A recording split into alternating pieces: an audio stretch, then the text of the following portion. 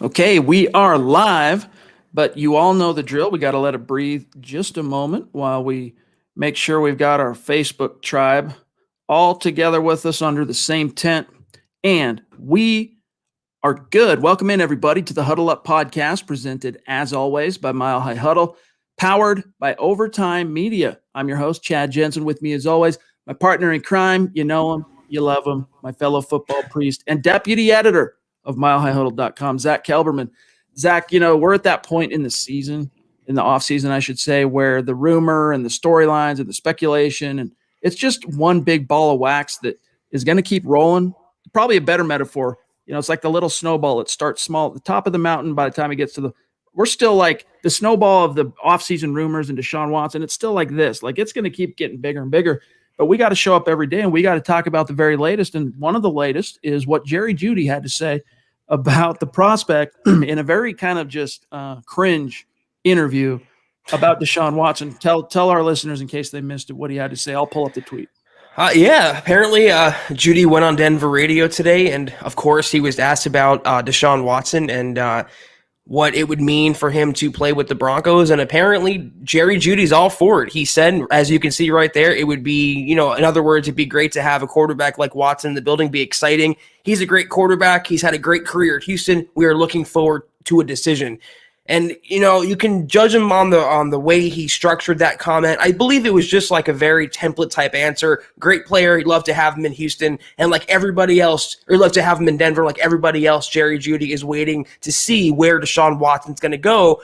But he has a teammate, Jerry Jeudy does, and Kareem Jackson, who's actively trying to make it happen. Where there's smoke, there's fire, Chad. So maybe. Yeah, and then we piggyback that on top of Kareem Jackson, who we've talked about on a couple of previous episodes, his social media saying, hey, I'm hearing everything about Deshaun. Trust, I'm working on it. Well, then he gives an interview to TMZ, and I'm not going to quote it, so I'll paraphrase, but he says something to the effect of, I have talked to Deshaun about Denver and, kind of pitching Denver as an attractive destination, and suffice to say, Denver's on his list. And that ends up going, Zach, hand in hand with what Mike Klis said on the radio Tuesday morning. But I actually want to put a pin on the Mike Klis thing till we get our guest, Scott Kennedy, on the horn here in just a minute or so. But yeah, the rumors are just continuing to swirl. I think you're right on this topic. Where there is smoke, there is fire. And we'll talk more about Klis, but there's no doubt there's fire. Yeah, and it's interesting, though, again, Jerry Jeudy's out there advocating for a better quarterback like he's an established receiver, like he didn't drop, 2/3 of Locke's passes last season. It's an interesting comment that a second-year guy who had a tough rookie year really shouldn't be making, but he's still young, he's still very much immature, and he's not the greatest interviewer. So going forward, we have to be prepared when Jerry Jeudy's behind a mic. Let's all kind of cover our ears. Yeah, God bless him. He's a great athlete. He's a phenomenal receiver. He is one of the worst interviews in the NFL. I mean, the dude just hates it. You have it or you don't have it. Yeah. Josh, appreciate that super chat, my friend. It's good to have you back in the stream with us. He says, Jerry is the worst interviewer. Not everyone is made for the press. LOL. Exactly. Excellent point, guys. We got a lot to get to. And John, appreciate that super. He says, what's up with Jerry's interview? He sounded so dumb. We'll get to more of that later. First, though, we got to get to – well, first of all, we got a great guest on tonight, Scott Kennedy. He was at the Senior Bowl. All right, this is the guy who's covered the NFL, the NFL draft, college football for decades. All right, pioneer in the field. We're going to get his insight on some of the stuff, the risers and the things he was able to get firsthand eyes on at the Senior Bowl, as well as some of these Bronco topics, because this is a guy whose insight is extremely valuable here at MHH. But before we bring on Scott, we got to say hello and thank you to the presenting sponsor of tonight's live stream podcast, Manscaped. Guys, we talk about this now. We're over a month into 2021. 2020 is behind us, right? Let's put it behind us. Come out of quarantine. It's time to embrace the new year, new me mindset. And what better way to do that, to cultivate that, than with Manscaped? Because Manscaped is the best in men's below-the-waist grooming, offering precision-engineered tools for your family jewels, helping over 2 million men around the world keep their male grooming on point.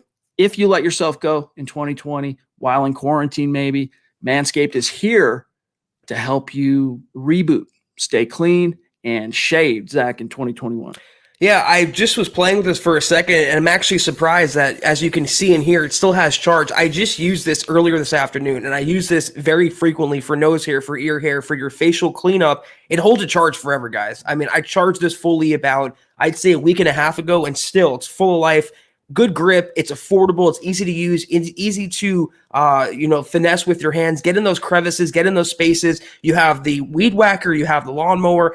Anything you want to use for any part of your body. It's not taboo anymore. It's 2021. Time to step into the light. And what better light than to shine it upon yourself and look better with Manscaped?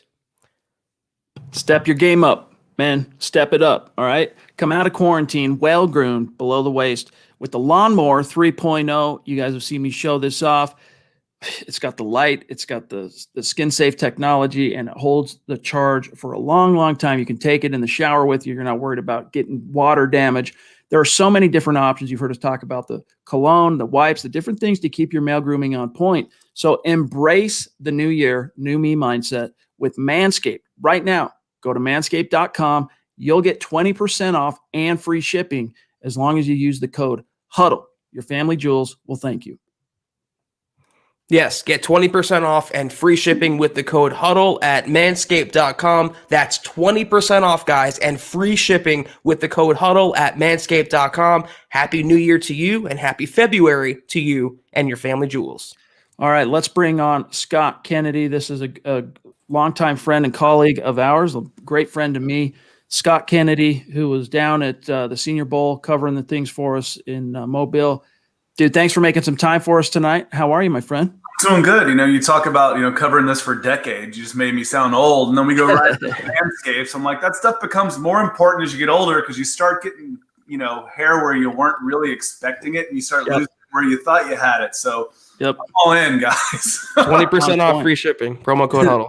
Appreciate you, Scott. Checks in the mail. Remember from Glenn Ross, always be closing. Scott got the memo. He's always closing. All right. This is a professional. So, Scott, dude. A good time in Mobile. So let's talk a little bit about that. I know, obviously, your view of things in Mobile was kind of more macro. You were looking at all the players. You were picking up whatever buzz you could on from all the teams. But who were maybe some of the risers that really caught your attention? By the way, gang, you got to go subscribe to his channel. We've been sharing his videos on our community tab on YouTube. Subscribe for some excellent, excellent draft content. But who are some of the risers that caught your eye down there? Well, I think one of the easy ones, and maybe my favorite prospect down there overall, was Spencer Brown, big offensive tackle out of Northern Iowa. When I say big, I mean big. 6'8.5". Yes, 6'8.5", 315 pounds. And what's interesting is he's on the right side there, and you see him come out hard, and he's the one firing down. And look how light on his feet he is. He's chasing that running back upfield. He is so low in his stance that if he's on the opposite side, and if he's on right tackle and you're on the left side, you don't see him. He's so flexible, and that's what's amazing to me. And if you look at his wingspan, yeah, he still has an amazing wingspan because he's 6'8". But it's similar to guys who have those super long arms. They're like 6'4", 6'5". So the kid's got a 500-pound bench press at 6'8". That's insane. And so you see him, and I know we're not talking about the University of Colorado, but there's still probably some Broncos fans that remember Nate Soldier while he was there. He's farther ahead than Soldier was in every aspect of the game. And Soldier's been in the league for 10 years and was a first-round draft pick.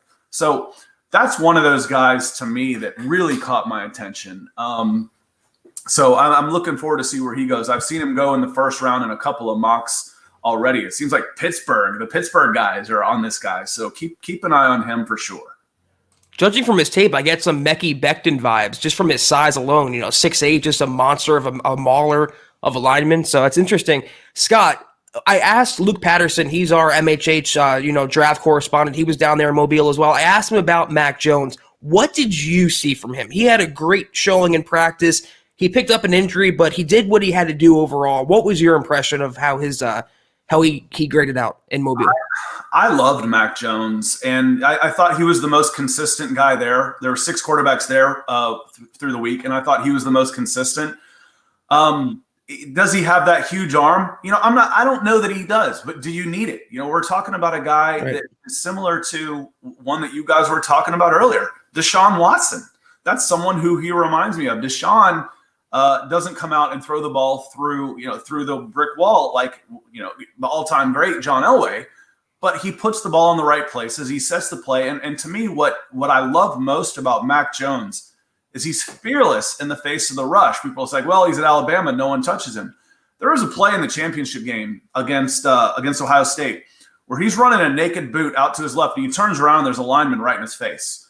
He lofts the ball up and drops it in a bucket for Najee Harris. And then Najee Harris does the Najee Harris things, which everybody was talking about because it was amazing. But to me, that throw and getting that throw off in the face of the rush and what he's able to do with the rush in his face and the adjustments that he's able to make and his intermediate to short-term accuracy while still being able to throw a nice long ball, maybe not that 20-yard out. I'm interested to see that at the combine. But to me, he's just got quarterback written all over him. We see some of these guys that are just, amazing throwers. Man, this guy knows how to play the position. I love him. I talked about on allfalcons.com he could be a long-term replacement for Matt Ryan. Do they take him at 4? No, I think that's probably too high. The next day, the beat writer for the Atlanta Falcons official site is talking about Mac Jones at 4. Wow. So he's definitely a hot prospect without a doubt. I think he's going to be a good pro for a long, long time. Similar to the same reasons I love Deshaun Watson, because he's so damn smart. Let's just for a second, I want to come back to the Senior Bowl, but I know especially because of where Deshaun Watson grew up, where he played his prep ball, and he was geographically right in your backyard, and you got a lot of, especially back in your recruiting days, and you were hot on the trail of all that stuff, you got a lot of up-close looks at Deshaun Watson, and obviously, right now it still kind of feels like a pipe dream for Broncos fans as far as really, the prospect of even landing a Deshaun Watson. But nevertheless, it's continuing to build up steam with the different reports and rumors, and some of the most bona fide Denver insiders are connecting Watson to the Broncos.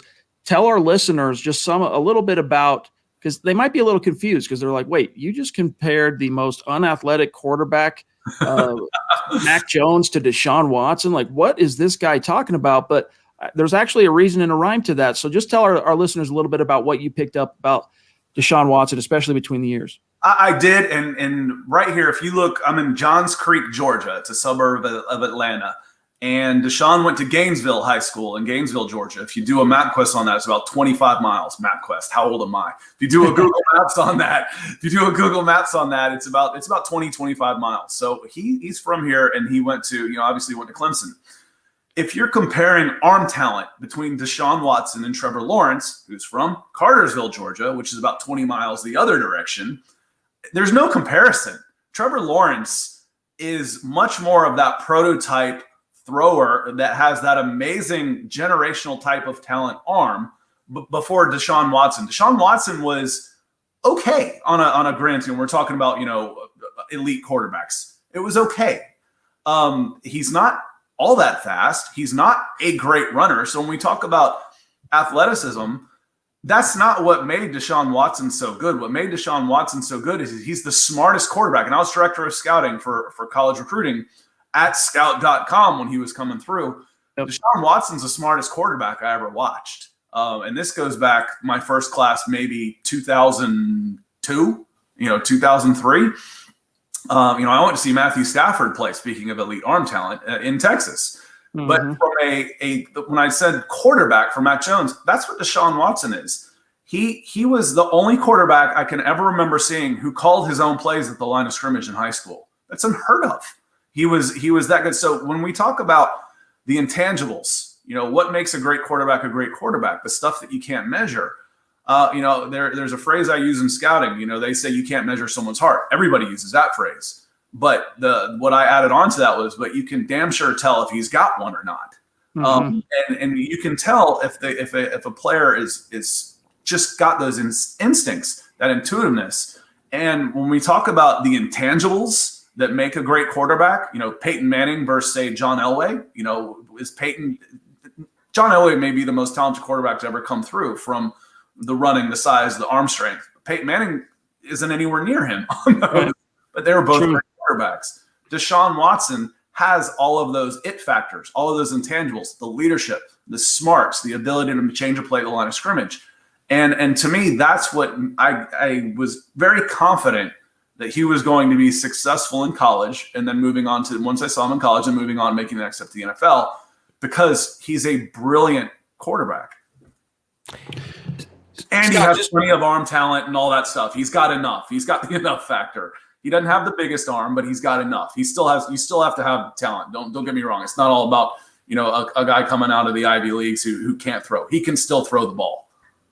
From a football fan to another, where do you think Deshaun ends up this year? I mean, I don't think he's coming to Denver. I know every team is going to line up to offer 3, 4, 5, whatever first-round picks to land him. Where do you think he's playing this season? Houston.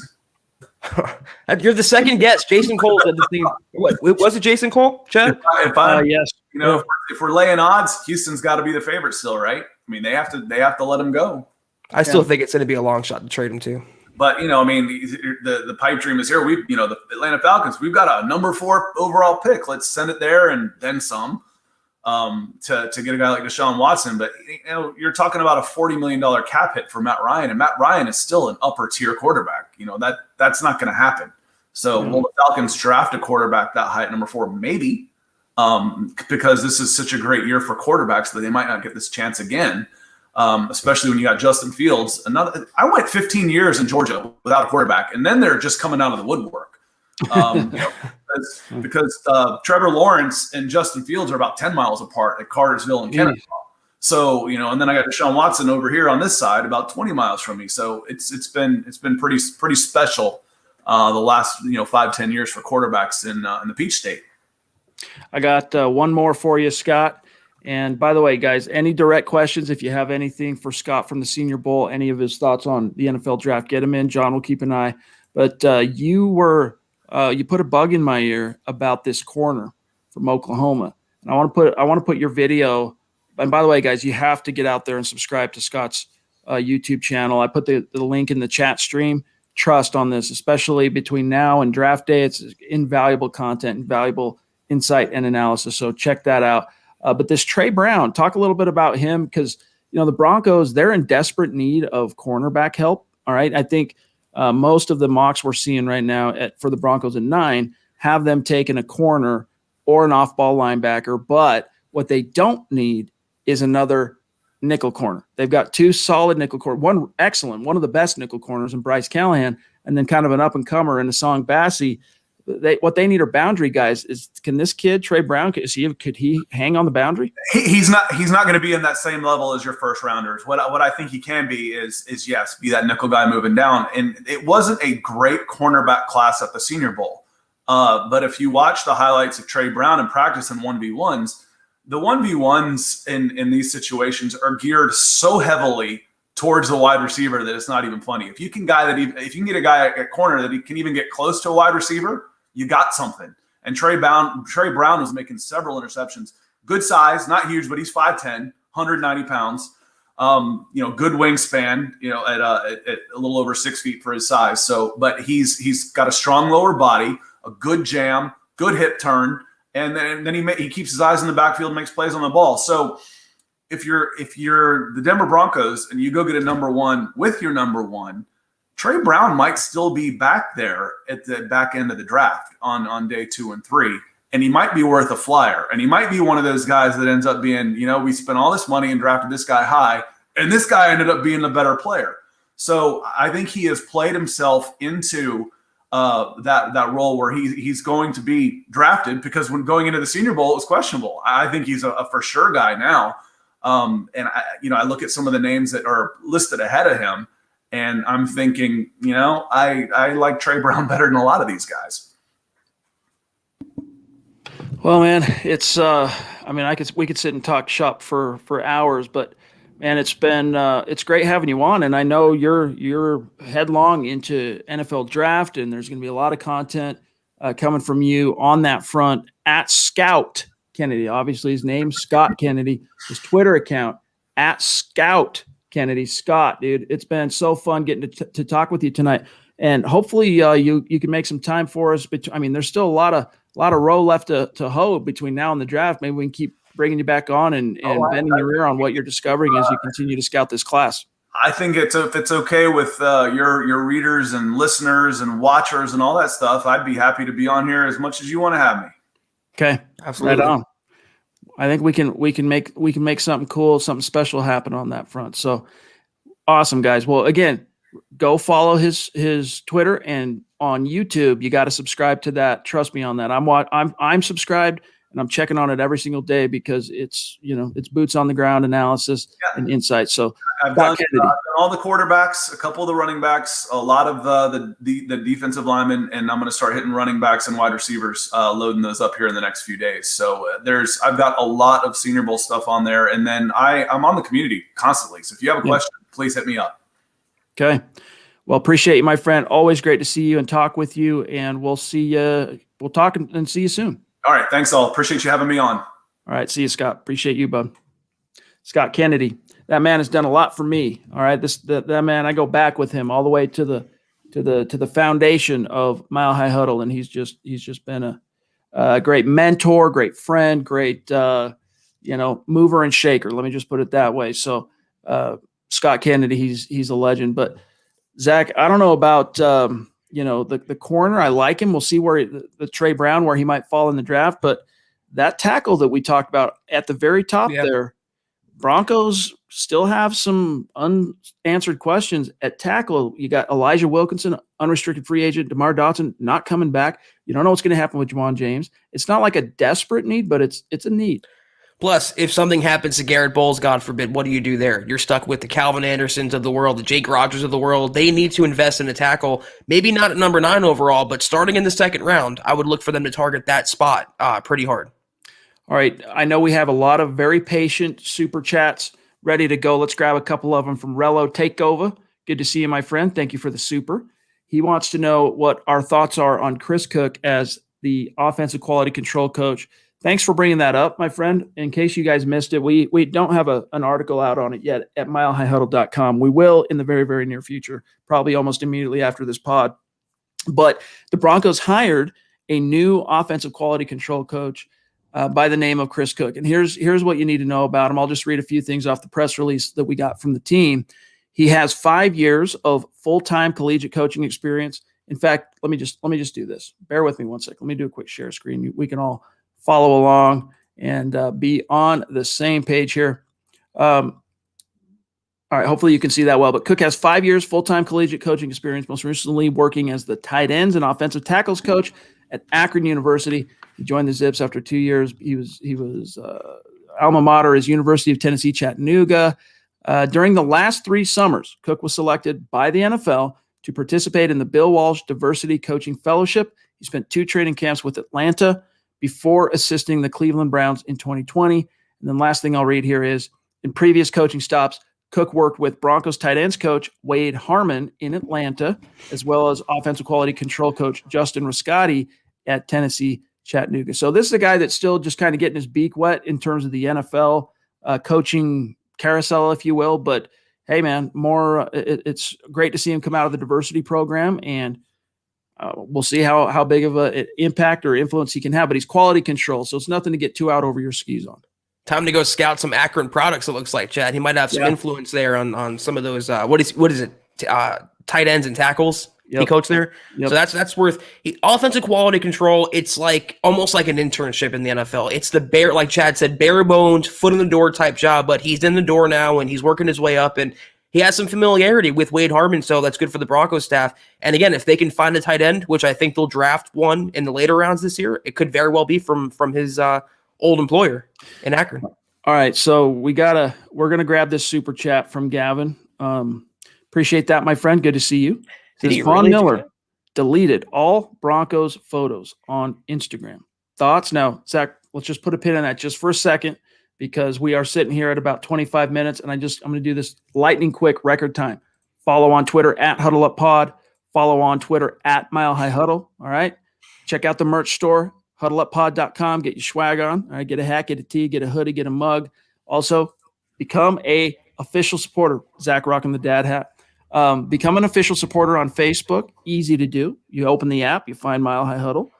Big blue button says become a supporter. Click that. You're in like Flynn. You will be front row for episode 5 of Kelberman's Corner, which comes out Sunday. The show's already debuted. It's a month old. Sunday, noon, Mountain Time. That's how you can get in on that. And if you're not in a position to do those things, please just do these 3. All right. Subscribe, like this video, crucial on Facebook and YouTube. And then if we are doing a good job for you, what we ask is that you share this video out there. Let's pump those numbers up. We see the shares. We appreciate every single share. All right. We do take that as a vote of confidence and an endorsement, if you will. But they're rookie numbers. We got to pump up the numbers on the shares. All right. We believe in you. All right, Zach, the Von Miller thing.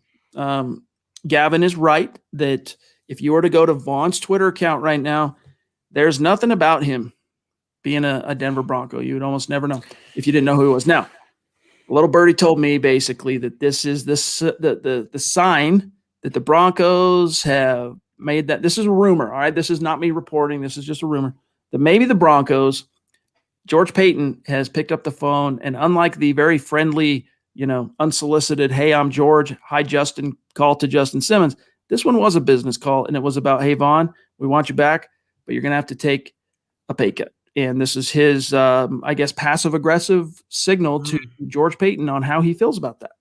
Could be that. It could be a bunch of things. It's really tough speculating on these types of social media, cryptic, ominous actions and incidents. It could be that he got a bad phone call from the Broncos. Could be that he's in a bad mood. Could be that he got hacked, Chad. There's so many different possibilities as to this. I'm not going to jump the shark and speculate on what's going to happen. I'm not saying a Von Miller trade is imminent. It's not great. It's certainly worth talking about and thinking about. It could have something to do with George Paton reaching out to him, could have something to do with posturing, leverage. He wants maybe a new deal. He doesn't want to swallow more money, whatever it may be. But as you see there, no more Broncos references on his Instagram. He's scrubbing his social media from all Denver affiliation. It is what it is in this day and age. It's 2021. Athletes do this. People do this. Let's just see it play out a little more before we all start chewing our fingernails off. Zach, you talked about this, how bitter it got at times after Super Bowl 50, right? Broncos drafted number 2 overall. He's the top defensive player drafted in 2011. Makes a lot of money. He has a suspension, tears his ACL. Along the way, it's Pro Bowls. It's all pros, all except for 2013.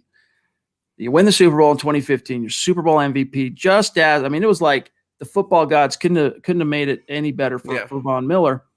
And you think, oh, it's an automatic slam dunk, get him signed long term. And of course, the Broncos did, but there was some acrimonious, especially on social media, between things Von was posting or deleting, and also his mother getting involved. And so my guess is this is just the beginning. I'll be a little bit more dramatic in my interpretation of this. Like, it's probably correct not to jump too far to conclusions yet. All right. But I think this is step one of Von's, war, battle in his own way in the court of public opinion. Listen, he could have been told by the Broncos, by maybe George Paton, listen, if your criminal case, if that goes against you, we're going to move on. So he could, it may be, like you said, passive aggressive. It may be a counter move, a counter retaliatorial move. I don't really know what Von Miller is thinking. I see some of the comments, though, saying get rid of him, F Von. It's like, guys, this is a cornerstone player. A few years ago, we were all worshiping the church of Von Miller. He's still a future Hall of Famer. He's a very integral piece of this team. Just breathe. Let it play out like the investigation. Let the facts emerge, and then we'll go from there. Right, I'm going to, John, reverse engineer a super from Michaela, because the stream jumped while we were spending time talking with Scott. Larry, good to see you, bro. Always great to talk on Twitter as well, my friend. We really appreciate you. He says, if it's the 4th, 5th, or 6th round and a quarterback like Ian Book is available, would y'all be okay taking him, or should we go another route? I don't know. I mean, for me, he's like pretty raw, give or take. I haven't spent a ton of time on Book, all right, quite yet. But that's about where I would consider taking a quarterback this year, honestly, because as I've told you guys before, my ideal solution for the Denver Broncos is you swing on a Deshaun Watson if you can find, as long as you're not completely just I mean, we'll see just how much George Paton meant what he said when he said, well, I'm going to be aggressive but not reckless. As long as you're not reckless, all right, swing. And if you miss, go sign a Andy Dalton, go sign we'll see if you can get Landon Nick Foles or someone like that and run it back with Locke. And this is his last opportunity. So if that were kind of the model by the time you get to the draft, I'm okay taking a quarterback as long as it's mid to late rounds. I don't want to spend a premium round pick this year on a quarterback. I'm going to save that for 2022. Well, and you talk about swinging and being aggressive but not reckless. It's like having bases loaded and needing one run, a 3-2 pitch, and you're chasing a ball going for the home run. All you need is a double. You don't have to keep swinging so recklessly, but you have to be aggressive. It's the same type of mindset when it comes to picking a quarterback for the Broncos. Someone like Book or maybe Kellen Mond, these are late round, middle round prospects, developmental project guys. They have that already in Brett Rippon, and you can argue they have that already in Drew Lock. So if they sign a veteran quarterback like a Dalton or a Fitzpatrick or whoever, they might not draft a quarterback this year. They might wait and sign a college free agent that might just go to war with who they have and move on. Book doesn't really do anything for me. I'm not going to hate it if they pick him, but I'm not going to cry if they don't. He's just kind of like whatever. Michaela, thanks for your patience. Hers was the first super tonight, and she fired it off before we even went live. So we see you. We appreciate you. Thank you so much. She says, I like Watson a lot, and if he wants to come here, yay. Maybe he can force the Texans' hand since he has a no-trade clause and he has to agree to the trade. And also, he already said, cuts her off, but he already said he'll sit the year if he does not get traded. So that's a great little segue real quick here, Zach, is last night, I missed it before we had gone live, or else we would have talked about it last night because the actual radio interview, the bomb that was dropped by Mike Klis was actually Tuesday morning. All right. And basically what he said is, I can pull it up here. Give me just a second. But basically what he said is that the Broncos are in the hunt, and it's legit, on Deshaun Watson. And not only are they in the hunt that they're going to pursue, but the reason they're in the hunt, Zach, is because they have been, to use his word, assured by his people, by Watson's people, his agent, his representation, that he would consider Denver. The Denver's on his list. So that sets the stage. I can pull up the exact quote here, but it's just, I mean, when it comes from Mike Klis, it has teeth. Yeah, but he's still an agent, and Watson's people are feeding the agents what they want to hear right now. They're negotiating through the media and trying to drive Watson's price up.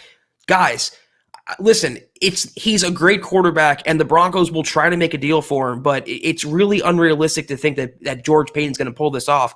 And it's more realistic to think that Watson's going to use the Broncos as a means to really go where he wants. He has a no-trade clause, which he has to waive. He has to almost work with Houston to pick his next team. And Houston is going to take the capital that matters most to them. He wants to play for Robert Saleh in New York. New York has a number 2 overall draft pick. The Broncos don't offer the same things as Deshaun Watson can get anywhere else. And just because Kareem Jackson's advocating, to me, doesn't mean too much. He's assured of the seat of the table, the Broncos are, like every other team, for his services. Tell me one team he's come out and said, no, I won't play for. Stafford said the Patriots, I believe, but not Deshaun Watson. He's not going to turn down anyone. He wants to maximize his leverage and really stick it to Houston. And if that means using the Broncos and putting it out there like he wants to play for them, when he couldn't give a crap less, probably, Chad, before this offseason about Denver. He didn't know who was there, what's going on. He's using them and using a lot of teams as a means to get what he wants, which is a trade out of Houston. Here's just so everyone's on the same page, and I'm sure most of you have already read this because this article, we published it last night, and it's just been destroying on social media and Google. But here's what Klis told 104.3 The Fan Tuesday morning, the morning hosts, Mark Schlereth, Mike Evans, quote, they'll go Watson. They'll be in it on Watson. At least I think they want to monitor. I think things will be quiet until Watson shakes out, if he does shake out.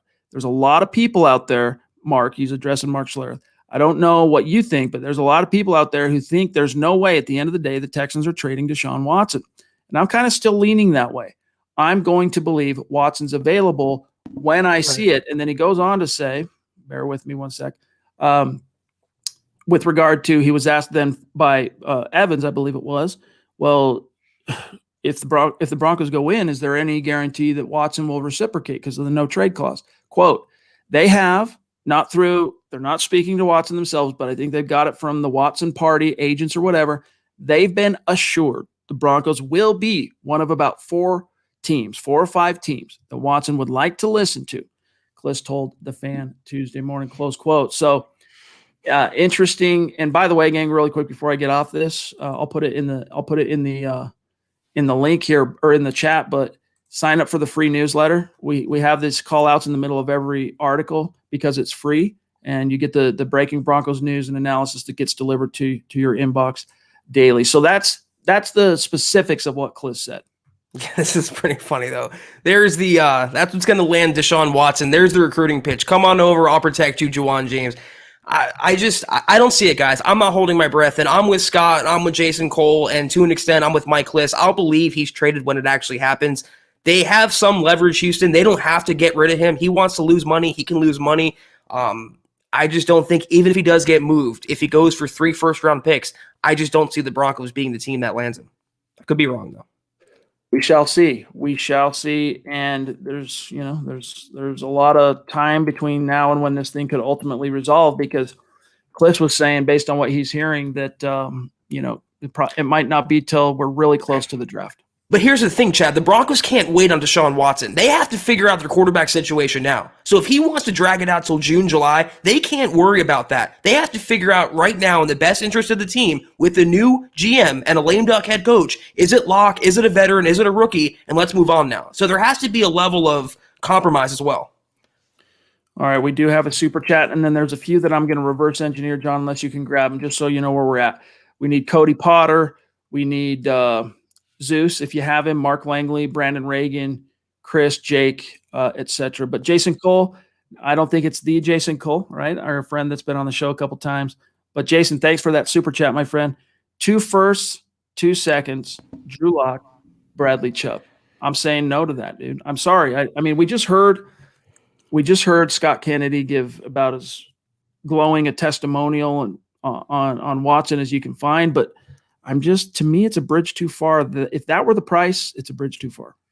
Like I said yesterday, so you can score 30 points a game but give up 35 points a game. And if Vaughn doesn't come back, you're trading Bradley Chubb. Who do you have? Malik Reed and Jerry Atachu as your starters? You're giving up too much. And supposedly it won't even be enough for Houston. They want 2 young defensive starters. So that would be Bradley Chubb and Draymond Jones, for example. There reaches a point where, as good as Watson is, there is a too big of an asking price for a team like the Broncos. For a team like the 49ers or the Jets or the Dolphins, there's no too big an asking price. For the Broncos specifically, in that situation, I believe there is. Zeus McPeak in the house. He has just been – Zeus is always super active on Super Chat, but he's taken it up another notch this week. So, Stu, MHH Mount Rushmore, you're on there. You're the first face etched, and we have something really cool coming out in the near future. We're working with a graphic designer to get something cooked up that's going to give some clout to our – when we say this guy is a superstar, when we say this gal's on MHH Mount Rushmore, there's going to be some digital evidence of that. So, Stu, you'll be up there. You know this, my friend. We love you. The thing with Stu, he's not just a superstar. He's the superstar. He is the founding father of this program. So, Stu, we can't appreciate you enough. Thank you. Another one right here. Talk about a superstar, Mark Langley. Appreciate you, bro. By the way, also in Georgia, I don't think I'm betraying anything. Mark hasn't talked about himself on the show, so good to see you, bro. Thank you. He says, "What's up, my guys? Would Watson work great under Pat Shurmur? Hashtag Huddle Up Pod. Hashtag Football Priest. Hashtag Lock Supporter. I have my doubts, but I'll tell you what. I think Watson could be just fine with nearly any coordinator in the league because he's approaching that level, not quite Peyton Manning, but he's approaching that level where it's like, all right, I'm a coordinator. I have my playbook. I have my philosophy, but I just landed Deshaun Watson. So, Deshaun, what do you want to do? That's actually where I think I disagree a little, because a lot of the bone of his contention started a couple of years ago with the Bill O'Brien play calling. And the last couple of years, They've had a young coordinator named Tim Kelly, who Deshaun Watson has really grown accustomed to and really fond of. So he likes, like any other quarterback or young quarterback in the NFL, they like the newer schemes, the newer plays, the newer concepts. You wouldn't have that in Denver. And if it doesn't work out this year, if they get Deshaun Watson and they go 8-8, or they go 9-7 and they miss the playoffs, bye-bye Fangio, bye-bye Pat Shurmur, bye-bye Mike Shula. You're bringing in a whole new coaching staff. Then what for Deshaun Watson? He has to go through a rebuild. Is he going to want to go through that? Is he going to force his way out? Is he going to help pick the coordinator? Is he going to be meddlesome? These are all like a rubber band ball. You have to unwind it one rubber band at a time to get to the core. And the core issue is the Broncos. It's just not realistic for a Deshaun Watson pairing. Cody Potter, thanks for your patience, my friend. I'm sorry the chat jumped you, so we can't show your actual card, but here's what he says. And we love you, buddy. Hi guys, sorry I've been out house shopping and working. Congrats, dude. Hope you land a good interest rate. Hey, check on that interest rate. Glad to see you making a prop bet for the Super Bowl. What do you guys think? HT halftime score is and the final score. What do you think, Zach? Ooh, well, anything I say, I get blowback on. I do happen to believe the Chiefs will win this game.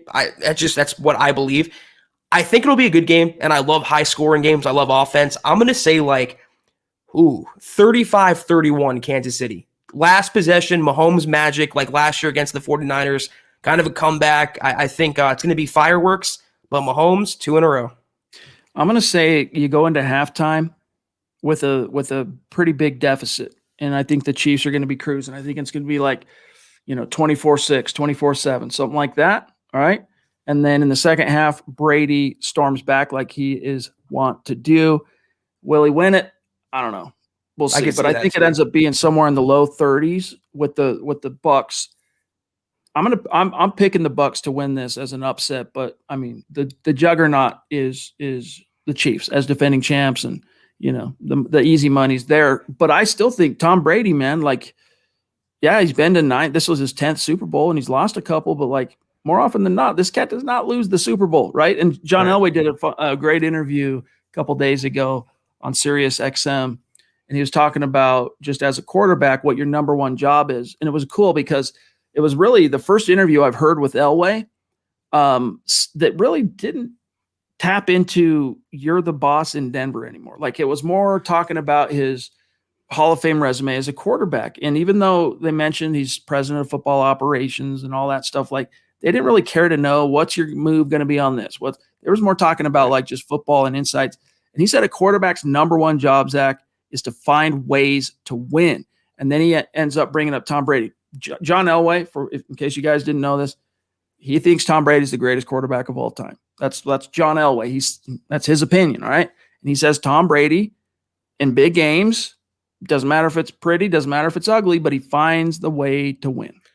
But you can say the same about Mahomes. He's undefeated in Super Bowls as well. I just think it's going to be a good game. And if Brady wins, so be it. But I just want I want points. I want touchdowns. I want it all on Sunday, Chad. So, John, just FYI, we're at Michael here at 6:35, and there's quite a few in between our last one there and Michael. Do you want me to throw some names in the chat so you know exactly who we need? So I can do that. But Michael, thank you, my friend. And Zach, this isn't a name that I'm familiar with on Super Chat, so appreciate you. Welcome, Michael. He says, I'm not the biggest need, but if Najee Harris is there in round 2, I think we should pounce. He's a mix of Dalvin Cook and Derrick Henry and would help this team and lock big time. I don't know. My thoughts on running back, taking him high has kind of evolved. I was completely off the train. I'm a little bit more open to it, but this year, I don't think that's a move you really need to make because you got Melvin on $8 million contract in 2021. Right. You'll probably RFA tender Phillip. When's he going to play? And then, if he's sitting on the bench, what could you have done with that second round pick? Right. Maybe if they were to void Gordon's contract, if he got suspended because of the DUI, maybe it would open up that possibility. But a second-round choice is a little too rich for my blood, considering the holes on this team. Offense shouldn't really even be touched until the third round, you can argue. They need inside linebackers, defensive linemen, safeties, cornerbacks, and then you need a right tackle. You got to address those positions before you even think about a running back, as good as Harris could be. All right. I just put 4 names. You got one of them here, John. But Brandon Reagan, again in the chat. Thank you, my friend. Thank you, Brandon. Connect with us on Twitter, by the way. Connect with us on Twitter. He says, if the Raiders are in play for Watson and Denver is too, then is Paton forced to get in a bidding war? Yeah, he's going to be in a bidding war. If the Raiders, let's say win, is Paton in trouble or looked at differently? Opinions. Go ahead, Zach. No, maybe I'm crazy. I was just thinking to myself, I don't really see the Raiders as being a legit suitor for Deshaun Watson. I don't know why that report came out. It seems like Vegas leaked that about Derek Carr. I'd be surprised if he landed there. Gruden likes to be in the headlines. He loves to be involved in every deal like George Paton, but ultimately, don't get worried, guys. I don't see him coming to Vegas. I don't know, man. There's something in the back of my mind, because I wrote about this last night, is, you can compare the Peyton Manning 2012 recruitment, carousel to what Deshaun is doing right now, as even though it's a trade versus a free agent, he's looking around at the different environments he could potentially land in. And it surprises me a little bit that Denver is on his list. And here's why. And the same would go for the Raiders. Look, Watson's no stranger to competing with Mahomes and the Chiefs in the conference, but having to play him twice a year is a different animal altogether. And then vying for playoff seeding within, how'd you do in your division, all that. And so I think it would really have to be the right scenario. And I think both the Raiders and the Broncos are attractive to a quarterback because of the talent on the offensive side of the ball. So I think for Watson, it probably goes from there more like which defense do I maybe trust the most, or which coaching staff do I trust the most? And, I'm guessing John Gruden, you remember when he was calling Monday Night Football, he got a lot of shade because he loved everybody, right? He never said a critical word about anybody. My guess is that players across the league love John Gruden too. Unless they've been crossed by him since he's returned to the coaching ranks, I think he's got a pretty positive reputation. Well, he's the ultimate player's coach, Chad. He's always joking and jovial and cursing. He's very energetic. He's very affable and very likable, and I see why players want to play for him.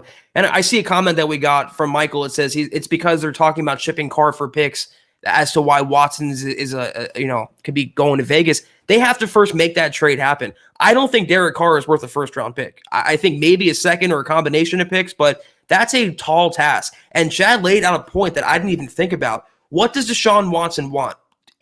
Not just to get out of Houston. He has money, $156 million contract. He wants to win a title. He wants to be up there among the Bradys, among the Mahomeses. He doesn't want to play Mahomes twice a year. He'd better off going to the NFC, not having to face Mahomes until the title game, or a team like the Jets or the Dolphins where they're not in their division and they play Mahomes once every 4 years, except for the playoffs.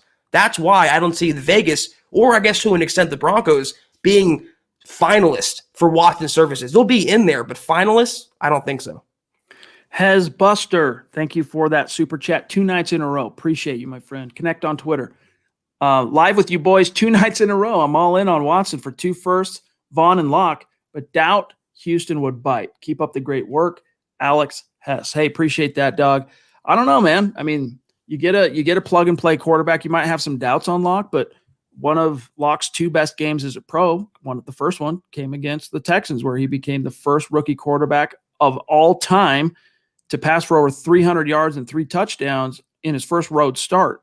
So, I think the Texans probably would have if you deal Watson, you need someone you can at least roll with initially, depending on what you end up doing with that grip of draft picks you're going to also get. And then Vaughn, if you dangle Vaughn as part of that package, this is like basically echoing the Brian Griese deal that you wrote up, Zach. Vaughn's still very attractive as a piece too, as a piece of capital to use out there, because JJ Watt, he's a different position, but he is a pass rusher. His future's a little bit murky right now as far as Houston's concerned. They could use that cornerstone piece, and regardless of what you think about Vaughn, he's probably got, provided that ankle comes back, okay, he's probably got a minimum of 2 to 3 solid, good Vaughn years left in the tank. Yeah, I also wrote to play contrarian as well. If Detroit didn't want Drew Lock, if he was offered in a trade for Stafford with their first-round pick, if they said no and they preferred Jared Goff, would Houston want Drew Lock? Does he have enough value to spring a trade, to facilitate a trade? I do not know. And like I wrote about Von, Chad, yeah, he has some juice left. He's still Von Miller, but the Texans are going into a full-scale rebuild if they deal Deshaun Watson. They're probably going to end up dealing J.J. Watt as well. For cap relief to get draft picks, are they going to want to make a lateral move and deal one aging veteran for another aging veteran? That's why I'm saying they want 2 young players. They want 2 young defensive starters. Bradley Chubb, Draymond Jones. If Simmons was under contract, probably be Simmons and Bradley Chubb. I don't think Von Miller is attractive enough to prompt a trade involving Deshaun Watson. Chris McKay, appreciate the super chat, my friend. He says, what chance do we actually have at getting Watson? Well, if you believe the most recent reporting from Mike Klis, all right? And, when it's Woody Page, as I told you, I listen. I sit up and listen when it's Woody Page. When it's Mike Klis, I mean, it's about as close to church as you can get with regard to rumor, speculation, just because of, he's the guy that the Broncos give the information to, right? That's the guy, all right? And so I would say probably 1 in 5 chance, 1 in 5. So what is that, 20% chance if the Texans make him available? That's fair. I think there's about 5 or 6 suitors, legitimate suitors for his services. And based on reporting, which is all we can go on right now, the Broncos have a seat at the proverbial table. So yeah, I'm saying 15, 20%, highly unlikely, but not improbable, not impossible by any means. All right. We are at 51 minutes just about. And so we got to kind of rapid fire our very patient, very awesome, supportive group of superstars here, starting with Jake. Love you, buddy. Longtime listener, longtime superstar. Says, hey, guys, if a top QB fell to 9 in the draft, would you take him or would you trade with teams like the Colts or Pittsburgh and build draft capital for 2022? So to me, it would be which top QB? Because if it's Zach Wilson, it's a little bit more of a conversation for me. If it's Lance, Fields, I mean, Mac Jones will be there. But if it's Lance or Fields, I'm trading back. I'm not taking that quarterback. If it's Zach Wilson, I got a decision to make. But that also is largely contingent, Zach, on how this whole free agent / trading block situation shakes out. It's such a hard question to answer. Absolutely. I think reasonably, when the Broncos go up to bat at number 9, the only quarterback that could be left if things break a certain way is Trey Lance. And I don't see teams beating down the doors for Trey Lance. But if a Fields fell or a Zach Wilson falls and Farley's gone, Parsons is gone, Surtain's gone, I would even expect Paton to move down. The guy loves stacking draft capital. He loves having more picks, more darts to throw at the figurative dartboard, and that's what he would do. I still think ultimately he'll stay put. A blue chipper like Farley or Parsons will be there, and he'll take his guy. Chris, thank you for that super chat, my friend. Make sure you connect with us on Twitter. Smith Brothers 321, that's a newer name on super chat. Welcome. Thank you. He says, if the Broncos trade Von for any package, the Texans have J.J. Watt and Von Miller. If they can't pay Miller or Watt, then they could trade with a package. Imagine who or what they could get for them. Yeah, I mean, I do think Vaughn has some value on the trade market. I mean, he does, and it doesn't sound like things have gotten off to a swimming start between him and Paton up to this point. And then John Houston, Surtain or Farley. Elijah Molden is a sleeper corner. I'm taking Farley there. Surtain's a very good corner. Don't get me wrong. Like, he's excellent corner. He's just not the greatest fit for the scheme Fangio predominantly runs. Yeah, I think going from Farley to Surtain is like going from Trevor Lawrence to Justin Fields. It's like they're both really good prospects, but one is a true elite guy, and the other one is really good, but I think just short of that, and especially for the Broncos scheme. All right, let me see where else we're at here. Whoop, the stream just did a jumperoo on me. I'll grab Dennis, John, while you grab that, if you check the DM there. Dennis Woods, good to see you. Rocking the dad hat, longtime superstar. Appreciate you, bro. Hip replacement. And by the way, we miss you on Twitter. I know why you got off Twitter, but we still miss you on Twitter. Ben MIA, says Dennis, had a hip replaced a week ago. All right, prayers up, dude. That's hope you're recovering okay. My mother had that procedure, and it's not easy bouncing back from that. Can't sit in one place for too long. Yep, I remember that. Anyway, I just don't see Watson here. Too expensive, too many other needs with depleted draft capital to make it work. Exactly. Yeah, it's for a team like the Broncos, for the same reason that they didn't make the trade for Stafford, they didn't actually pull the trigger. I hate to say it, but they're not a Deshaun Watson away from winning a title. They would be a playoff team. But would they be good enough this year or by 2022 to unseat Mahomes and win a division title? Because ultimately, the only way to win a Super Bowl is to win the division, get that first round bye, and have home playoff advantage. Can Deshaun Watson in Denver do that, at least initially? Can he unseat Mahomes? I have my doubts. But Dennis, kick back, relax. I hope your hip is healing up. Be sure to have a Coors hard seltzer or two, numb the pain a little bit, and I hope you're feeling good. John, so Noctow, Isaiah, Fat Cats, and then we'll grab Gio here. Just such a generous supporter of all things MHH, whether it's the live stream, a podcast, the merch store. You know, hit me up on the DM. Hey, dude, I signed up for the free newsletter. Like, this guy eats, sleeps, breathes Broncos, and he has woven MHH into that whole tapestry. And, you know, we appreciate you. We love you, George. He says, I get a lot of heat on social media, but I'm a Lock guy. Sign Ryan Fitzpatrick, to mentor Lock. And he's more than capable to step in, shall Lock struggle or get hurt. Enough Watson talk. We have bigger holes to fill. Hashtag DB for life. Hashtag Manscaped. He's another DM he sent me. Hey, dude, check it out. And he's got it. We even tweeted it out. So we love you, George. But, you know, the thing everyone's got to keep in mind, I touched on this a little bit early in the show about the whole snowball little metaphor thing. But look, these rumors aren't going away in the near future. And until they go away, we have to analyze them, because there might be some fans, and George, you know, love you, bro. There might be some fans who generally don't want to hear about the Watson thing because they are invested in Lock. But the majority of fans, they want to know what the latest is in the analysis on Watson, because he's a top 5 quarterback. And that's kind of the conversation just kind of ends, or I should say starts there. Well, George, I feel your pain, because being a Lock fan on social media is like being a fan of a certain political party, where you can't really come out and say it. You kind of have to whisper and be like, I'm a Drew Lock fan. Don't tell anybody. And you know what? It's sad, because you want the Broncos to win. And Lock being the quarterback, if he develops into the guy that we all think he could be or hope he could be, would be beneficial for the Broncos. But you're, George, certainly allowed to have your convictions. And if you're a Lock guy, be proud of that. Let him hate. Number 3 all the way. You know, be proud of who you support. And if you're right in the end, you'll have a lot of flexing to do, as will I. So looking forward to it. You know, it's still, in my opinion, the most common sense number 1 approach. And by the way, Trevor Judge released an article that published this morning. Go check it out. 5 ranking the top options, how it all makes sense. What's the best thing to do for your Denver Broncos at quarterback this year? Go read that article. But I still think running it back with Drew one last year is what makes the most sense, in tandem with a competent stopgap fail-safe veteran. Noctow Lantern 13. Appreciate you, my friend. Good to see you back in the stream. He says, feels wrong to say it, but I feel like Mitchell Trubisky would be a solid quarterback to compete with Lock. Good enough to be a threat, but not enough to steal the show. No. I'm not feeling it.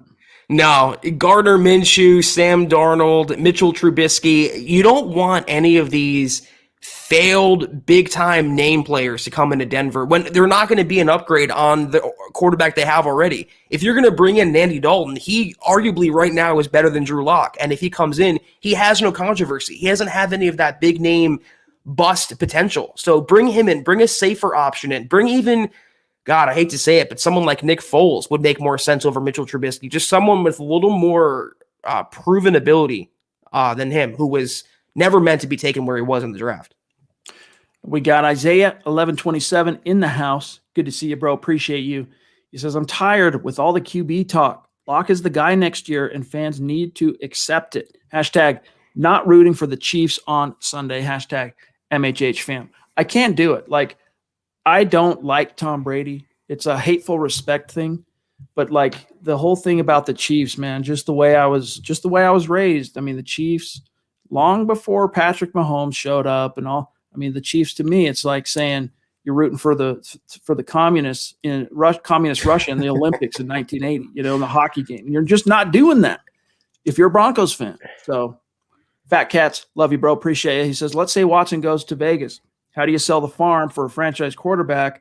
Or now do you sell the farm for a franchise quarterback, since Watson, Mahomes, Herbert are a competition in the AFC West?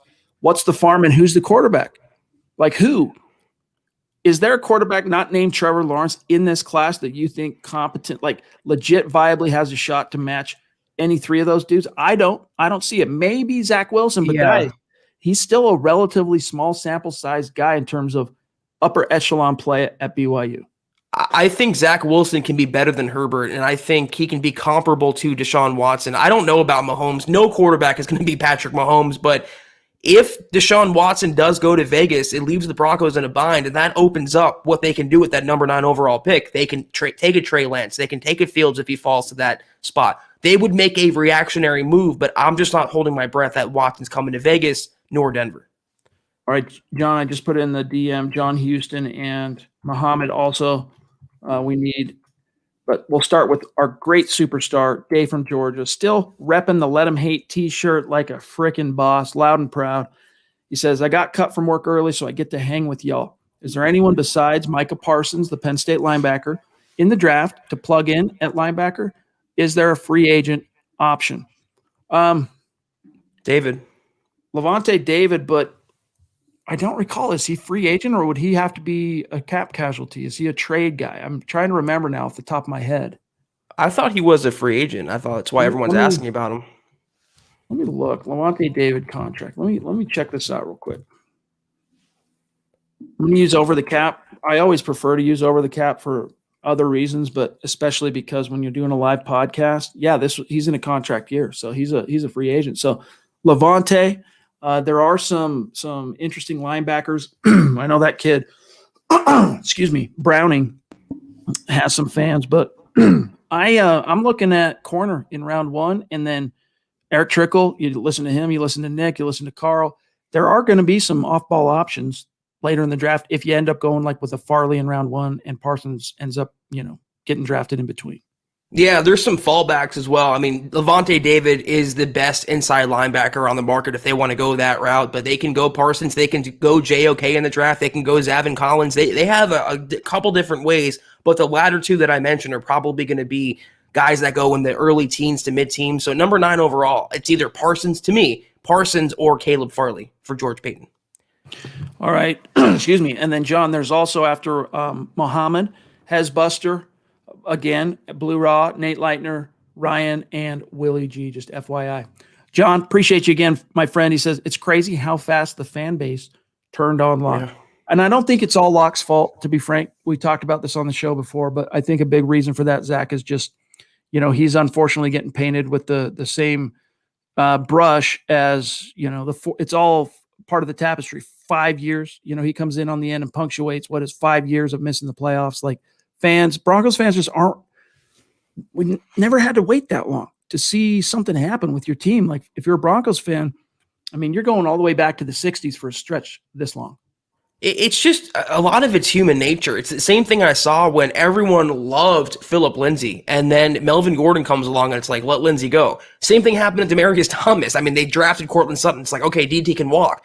It's when it's like you have a perfectly good iPhone, right, Chad? But a new one comes out and you upgrade to that. For what reason? You don't need the new iPhone, but you want the new iPhone. It's the new shiny toy. So the Broncos have a quarterback right now who they can still build around, who can still be something, but a new shiny toy becomes available, like a Stafford or Deshaun Watson, and they want to upgrade. Life doesn't work that way, or at least the NFL doesn't. And that's what this fan base, the fans that want Deshaun Watson, that's going to be the bitter pill they're going to swallow in the weeks ahead.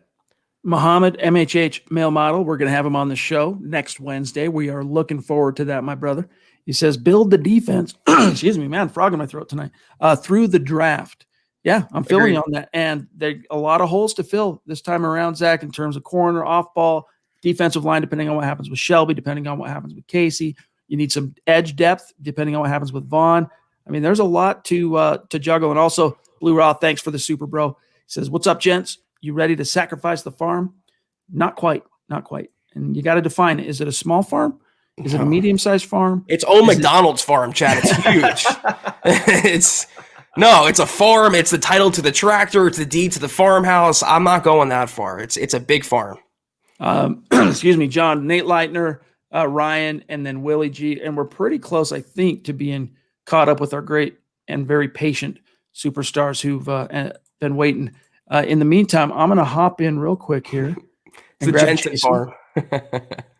There is a Jensen farm. Trust me, if you saw my house with the goats and the pig and the chickens and all that, but that's neither here nor there. Jason Christopher, thank you, bro. Good to see you. He says, how soon before we see Paton in the Broncos Ring of Fame? I would imagine it's coming in the very, very, very, very near future, especially, he's getting christened this year with a bust in Canton. It's only great term that you used last night, Zach. It's fait accompli. He'll be in the ROF, but it's only, I don't know, probably within the next year, 2 seasons tops, they'll have that ceremony. But because it's Paton, they might be waiting until this whole pandemic thing is in the rear view so that they can do a big to-do and, in front of the fans and all that at the stadium. Because when a guy goes in the Ring of Fame, it's not just, hey, a news article came out, they're going in the ring, and the next time you're at the stadium, you see them on their name on the ring. There's the big to-do midway through the season where they bring in all the Ring of Fame guys, and then they kind of usher. It's their version of, the Hall of Fame enshrinement. Right. Yeah, I don't think they're going to do it virtually. And I would not be surprised, though, if he does not get in. I think he'll get in this season, Chad. If, like you said, if the pandemic kind of fades and they can have fans in the stadium, it will happen this year, coinciding with his Hall of Fame induction. So look out for that very soon. ROF for Peyton Manning. Willie G, good to see you, my friend. Appreciate you. He says, Zach, always betting against Brady. Should have learned. I didn't say I'm betting against him. I said I'm rooting against him. There's a difference there. Burn the Guitarist, good to see you, my friend. It's been like every night he's in our chat, and we love it. We appreciate the love, my friend. He says, we all know Tim Tebow is going to be the quarterback next year. Yeah, I mean, with all the names getting thrown around, it's like eventually you devolve to Tim Tebow because, I mean, you're just in a position where every name out there, if they're available, they're going to be tied to Denver one way or another, even if there's not genuine interest being reciprocated by the Broncos. Anyone who's interested, for every random egregious quarterback being linked to Denver, I have a GIF tweet that goes up. I had one for Andrew Luck. Now Kirk Cousins, I'm hearing, Chad, if the Broncos should trade for him, it's February 4th, and we're on the Kirk Cousins to Broncos, notion already. Please just kill us all right now. All right, we got Ryan Corey. Good to see you, my friend. Thank you. Actually, Ryan, you're a newer name that on Super Chat, so welcome and thank you. Connect with us on Twitter. He says, if Paton was able to pull off a Watson trade, what outgoing package would you find acceptable and would fit into the aggressive but not reckless mantra? This is a really good question. We've talked about what is and what isn't, or what is too far, right? But what could you live with knowing that it at least has to approach the reasonable in terms of what the Texans would accept? I don't know that I would do 3 first-round picks. I think that's a deal breaker right there. I don't know that I would give up Bradley Chubb because he's a Pro Bowl pass rusher. He's your replacement for Von Miller. He could still be a Hall of Fame player when it's all said and done. A combination, I mean, we have to look at the scope, Chad. There's not too much wiggle room for this. It's either you think it's too much or it's not enough for Deshaun Watson. 2 first-round picks, a pair of second-round picks, and who do you want to throw in there? What player do you want to give up? Draymond Jones, I guess, and I don't know. It's who else would they want? Who else has value that's under contract for Denver? Can't trade Justin Simmons. You can't trade Shelby Harris. What do? It's Draymond and Bradley Chubb. The absolute most. And so this is why, you don't want me in that room making the deal because it wouldn't happen. That I would feel comfortable with is like a first, a couple of seconds, and Drew Lock. But that's not going to get the deal done, boys and girls. So, John, do you have also Crudum? Oh, you got him queued. You're the man. Good to see you again, my friend. Thanks for the support. And we look forward to seeing you hopefully on Sunday night show and for Kelberman's Corner. But he says, I've been tuned in every night, just been hard to chat due to the nature of my job. I can't have my phone out risking contamination of the lab. Ooh, we got a like a science nerd. Crudum, you and Nick Kendall might be cut from the same cloth on the whole lab and stuff like that. He says, for once I was able to get in here. Shout out to Kenneth Booker, #Build Young. Really appreciate that, my friend. And yeah, guys, in case you missed it, Kenneth Booker, we had him on the show last night. We made the big announcement that we brought him on as a staff writer at milehighhuddle.com. He published his first article, and I'll just give you a quick screenshot. We can put it in the chat later, but here it is right here. Broncos draft sleeper, North Texas wideout, Jaylon Darden, and it's a really good read, so go check it out when you get some time. All right. We got Dennis Woods. Let's see. We need Jay Ritchie, and we are Good. Nate Leitner and Jay Ritchie, John, and we're good. I can grab. Actually, both of them won't fit on a banner. Let me try one. Hold on, 1 second here. Let me see if I can grab Jay. If you can find Nate, I'll grab Jay. We'll do it the reverse engineered way here. Bear with me 1 second. Look at that. Dan. Broncos poster back on Instagram for Von Miller. Can anyone else confirm that, or is Broncos fan 13 trolling us? Let us know in the comments, because that could be we'll see. A bombshell as far as the offseason goes. We'll see. All right, here is Jay Ritchie. Appreciate you, bro. Good to see you again tonight. He says, fellas, love the show, of course. He gave the green light, talking about Deshaun Watson, saying, go ahead, Broncos are one of the teams I'd consider. Yeah, of course. What quarterback wouldn't want our offense with the talent we have there? I'm still riding with Locke. He's going to be special with or without Denver. Number 3, it kind of cuts off here, but another guy that's still well ensconced on the Locke train. Yeah, and there's a lot more. I hate to use another political term, but the silent majority for Locke fans is actually pretty prevalent within Broncos country. And again, you can't come out and say you're a Locke fan because you get so much pushback and criticism on social media, but there's a bigger army of number 3 supporters out there than people realize. All right, here is while we're getting Nate Leitner queued up, I'm going to grab John Houston here, who just jumped in late. We'll grab John, Nate, and then we got to bounce. But John, thanks again, my friend. What's the realistic trade value for Vaughn? A second? Now, Zach, I know we touched on this a little bit last night. I think second is realistic, but it depends on the medicals, right? It depends on, just how healthy is he, just how far along is that ankle. But I think second is I think that is realistic. It also depends on the investigation. If he's cleared from that, of what's going on. If he's cleared from the investigation and he receives medical clearance, which he probably should have, Chad, he was jumping on his ankle in December. He wanted to play for the Broncos the last couple games. So taking him at that word, he's either at 100% or very close to it. I don't think first-round pick, and I think a third-rounder is a little too weak for someone of Von Miller's stature. Yeah, I'd say second and a fifth, second and a sixth. I think for sure a second-rounder would do it. All right, guys, last one here from Nate Leitner, and then we got to get out. We'll see you Sunday, but appreciate you, Nate, and your patience. Sorry we can't show your chat card, but the stream, everyone's so active tonight. And by the way, I see a lot of comments and questions about the whole situation with Jerry Jeudy, his interview. We talked about that at the top of the show. If you want to hear what we had to say, just rewind when the stream is done. But Nate, thank you, bro. He says, don't get me wrong. Who wouldn't love Watson? I still don't think he's traded, and I don't see George Paton giving up the draft picks plus players. Go Broncos. I don't know, man. I think George Paton, he's looking to move and he's looking to shake. I think if he honestly believes Deshaun Watson makes them competitive in the AFC West today, there's probably, he'll pay for that privilege, even if it comes at the cost of some first round picks. I don't like it. I know a lot of fans won't like it, but who knows, man? I think at the very least, Zach, if you brought in Deshaun Watson and you get the guys who weren't healthy last year healthy, you can compete this year. My worry wouldn't be 2021. My worry would be 2022, 2023. Right.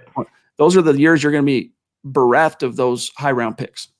I just, for someone like Paton, it would go against not only what we want him to do or think he will do, but every moral conviction he stands on, Chad. He talks about stockpiling capital, building through the draft, not being reckless, but being aggressive. If this was 2022, he had a year on the job and the Broncos still needed a quarterback, I would say go for it, be aggressive, make the move, pull a trigger. Realistically, I'll believe it when I see it. That's all I'll say. All right, guys, as we get out of here, want to remind you to come follow the Huddle Up podcast page on Facebook. I'll put the link in the chat because we're building that up. We're growing it on Facebook, the actual podcast page on Facebook. And we're going to be randomly selecting 3 names from those who are liking and following the page. Sunday night, we'll announce the 3 winners, and it's a hat, it's a t-shirt, and it's a mug going out. So also some big plans as far as content and shares over there. So it's easy to find. You open up the Facebook app, search Huddle Up Pod, you'll find us. And then I just put the link here in the chat. And then also, Facebook's not your thing. Connect on Twitter at Huddle Up Pod. Also the main account at Mile High Huddle. My partner, Zack Kelberman at Kelberman NFL, myself at Chad and Jensen, and our producer, John K MHH. You know him as Buona Beast on Twitter, at John K. MHH. And then one last reminder, since this is the last time our great community will hear from us this week, go become a supporter of Mile High Huddle on Facebook if you want in on Kelberman's Corner Sunday noon. It's episode 5. Zack Kelberman, Kim Becker. It's a different flavor than these live streams that can go an hour plus. It's a little bit I don't know. I don't want to spoil too much. It's just a different flavor, but it's hot takes. You know how Zack can spit fire? It's hot takes. They hold water though. So go become a supporter and you click the big blue button, or right now, if you're on Facebook, you scroll to the bottom where you would put your chat, your comment. There's a green icon. Click that. You're in like Flynn. But whatever you do, at least please subscribe, like this video before you dip on out, gang, and then share it out if we're doing a good job. So Zack, hey man, have a great weekend. We'll reconvene, of course, for Sunday, Kelberman's Corner and the Huddle Up podcast Sunday night for the Super Bowl. We're still not sure what we're going to do for the Super Bowl, so stay tuned on that. We'll announce on social media what our plans are, but we're going to do something fun Sunday. Yeah, we'll have some sort of interaction involvement for the big game, but have a great weekend, everyone. Thank you for tuning in tonight. Kelberman's Corner, noon Mountain Time, Sunday. Subscribe if you haven't. I promise you I will make it worth your while. Sunday night, regardless of when the game, we'll finalize that, let you guys know. That's why you have to follow us, guys. Chad and Jensen on Twitter, Kelberman NFL on Twitter for me, Mile High Huddle on Twitter. Follow Huddle Up Pod for the latest breaking news and updates. You will know if you follow when we'll be going live. Follow Scout Kennedy, our great guest, Scott Kennedy, tonight. Great film breakdowns, great guy, great football knowledge.